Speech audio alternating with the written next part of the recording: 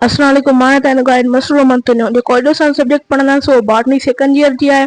Chapter जे अंदर सावन पता पढ़ो क्रोमोसोम एंड डीएनए। चैप्टर में जो सन पहिरों जो टॉपिक आयो है statement and evidence of chromosomal theory of inheritance. त कहिड़ी कहिड़ियूं दावाऊं हुयूं, स्टेटमेंट हुयूं, कहिड़ा एविडेंस ऑफ क्रोमोसोमल थ्योरी जेका हेरिडिटी जे बारे में ॾिनी वई। इन में लिखे थो त research of many biologist which is discuss about lead to the chromosome theory of inheritance. जेके रिसर्च हुयूं केतिरनि बायोलॉजिस्ट जूं जीअं डिस्कस कयो क्रोमोसोमल थ्योरी ऑफ इनहेरिटेंस यानी हेरिडिटी जी थ्योरी खे उहे छा थियूं ॿुधाइनि।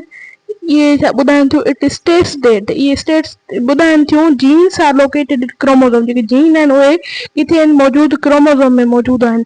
विच इनहेरिट जेके इनहेरिट था थियनि through chromosome of inherit cells. उहे क्रोमोसोम जे थ्रू इनहेरिट था थियनि इनहेरिट सेल्स जे अंदरि। सो क्रोमोसोम्स खे छा थो चयो वञे, chromosomes act as carriers of heredity. Chromosome खे कैरियर यानी हेरिडिटी जो कैरियर पिणु चयो वञे थो। अॻिते लिखियलु आहे the chromosomal theory was supported by following evidence. त क्रोमोसोमल थ्योरी खे हेठां एविडेंस आहे जेके बेस छाजे बुनियाद ते ॾिना विया आहिनि, रिसर्च ऑफ डिफरेंट बायोलॉजिस्ट जेके केतिरनि ई बायोलॉजिस्ट ॾिना हुआ। हाणे पहिरियों जेको रीज़न आहे एविडेंस आहे उहो छा थो लिखे, उहो लिखे थो त reproduction involve the union of two cell. जेका रिप्रोडक्शन आहे उहा ॿिनि सेलनि ते मुश्तमिल हूंदी, ॿिनि सेल जी यूनियन ते मुश्तमिल हूंदी। हिकिड़ो स्पर्म सेल, ॿियो एग सेल। ठीकु आहे, स्पर्म एंड एग सेल ते छा हूंदी, मुश्तमिल हूंदी।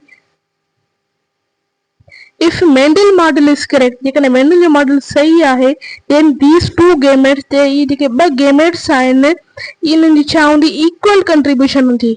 They have equal contribution and sperm and egg cell chawdi must have equal contribution in the process of heredity.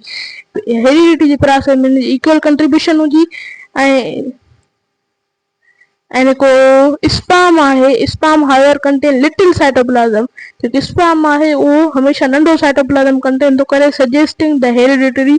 जेको हेरिडिटरी जी सजेस्टिंग ते आहे। ऐं मटीरियल जेको हेरिडिटरी मटीरियल आहे, ठीकु आहे, must remain with in the nuclei of the gametes. ऐं उहो रहे थो गेमेट्स जा न्यूक्लिया आहिनि उन्हनि में ई।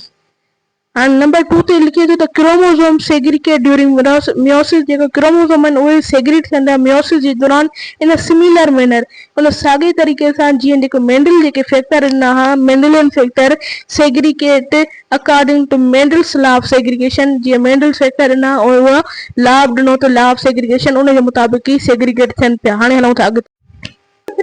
Gametes have one copy of each homologous chromosome. Gamete nominate homologous chromosome जी छा हूंदी, हिकिड़ी कॉपी हूंदी, पर diploid individual have two copies. जेके डिप्लॉइड सेल उन्हनि वटि ॿ कॉपीज हूंदियूं। कीअं, मां तव्हांखे ॿुधायां, ही सम्झो त छा आहे, डिप्लॉइड इंडिविजुअल आहे, ही छा थो थिए, डिवाइड थो थिए, हिकिड़ो छा में थो थिए, हिकिड़ो थो थिए स्पर्म में, ॿियो थो थिए एग में।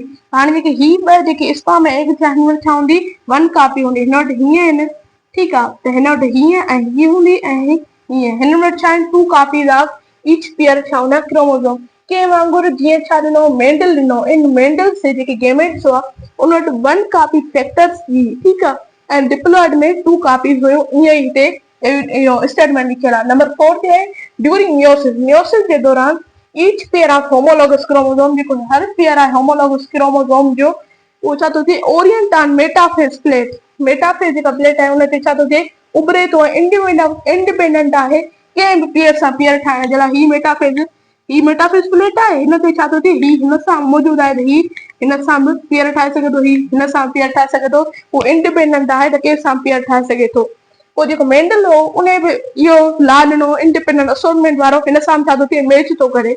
हाणे जेको प्रॉब्लम अची हुते, हिकिड़ो पॉइंट आउट कयो वियो प्रॉब्लम, जेके रिसर्चर्स आहे उन्हनि इनखे पॉइंट आउट कयो। कहिड़ो, जेकॾहिं Mendel's traits are determined by factors located on the chromosome. जेकॾहिं मेंडल जे जेके कैरेक्टर एंड ट्रेट्स आहिनि कोई केर थो डिटरमाइन करे, factors located on the chromosome, जेके क्रोमोसोम में मौजूदु आहिनि।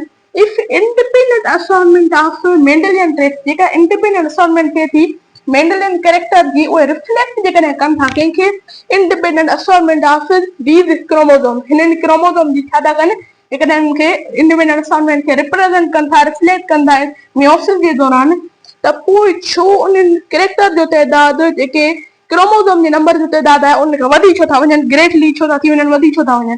इहो हिकिड़ो वॾो सवाल आंदो ऐं हिन में फेटल ऑब्जेक्शन हिन हिकु आंदो जेके अर्ली रिसर्चर्स आहे उन्हनि खे सीरियस रिज़र्वेशन जो सामनो करणो पइजी जेका सुटन थ्योरी ॾिनी। सो इहो ई हिन में अची वियो प्रॉब्लम। जेकर मुंहिंजे तव्हांखे अॼु जो लेक्चर पसंदि आहे त मुंहिंजे लेक्चर खे लाइक कयो, मुंहिंजे चैनल खे सब्सक्राइब कयो। अल्लाह हाफ़िज़।